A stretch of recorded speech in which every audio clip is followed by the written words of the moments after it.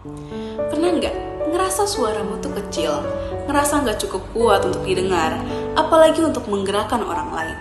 Padahal di dunia digital saat ini, satu kalimat yang kita ucapkan bisa menyentuh ribuan orang. Oke, jadi saya mencoba cari tahu seberapa penting public speaking di Indonesia melalui Google Trends. Dan ternyata hasilnya menarik.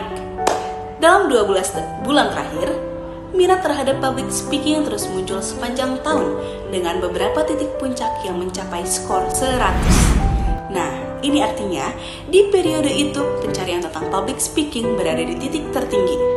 Yang lebih menarik lagi, daerah dengan minat tertinggi adalah Nusa Tenggara Barat dengan skor 100, disusul oleh Jawa Tengah, Nusa Tenggara Timur, Aceh, dan Sumatera Barat.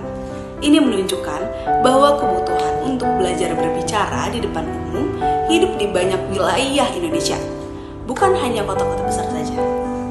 Bahkan, topik yang terkait pun beragam dari pidato perpisahan hingga pidato presiden. Artinya, banyak orang yang ingin memahami bagaimana penyampaian pesan yang kuat. Saya sendiri dulu adalah orang yang sering dibentak setiap kali harus berbicara di depan. Bahkan di depan kamera sekalipun, rasanya tuh kayak berhadapan dengan puluhan pasang mata. Tapi ada satu momen sederhana yang mengubah semuanya. Waktu itu saya diminta menyampaikan pendapat dalam sebuah forum kecil. Tangan saya dingin, suara saya hampir pecah. Tapi setelah saya selesai berbicara, saya nanya ke teman saya, "Gimana tadi saya waktu berbicara di depan? Ada koreksian gak ya?"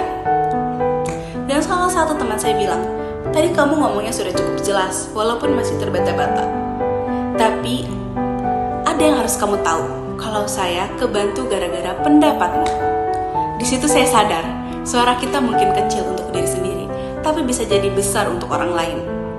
Suara tidak selalu harus lantang, yang penting ia tulus dan bergerak. Jika hari ini kamu merasa takut berbicara, ingatlah bahwa banyak orang di luar sana yang sedang mencari keberanian yang sama.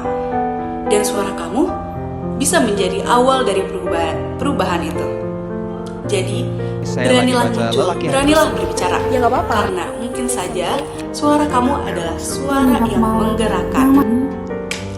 Dan kalaupun langkahmu masih ragu, tidak apa-apa. Semua orang pernah mulai dari gemetar yang pertama. Yang penting, kamu tidak berhenti mencoba. Karena setiap kali kamu memilih untuk berbicara, kamu sedang membangun keberanian sendiri. Pelan, tapi pasti. Pada akhirnya, dunia tidak butuh suara yang paling keras. Dunia butuh suara yang jujur, yang hadir, yang berani tumbuh. Dan siapa tahu, suara itu ternyata punyamu.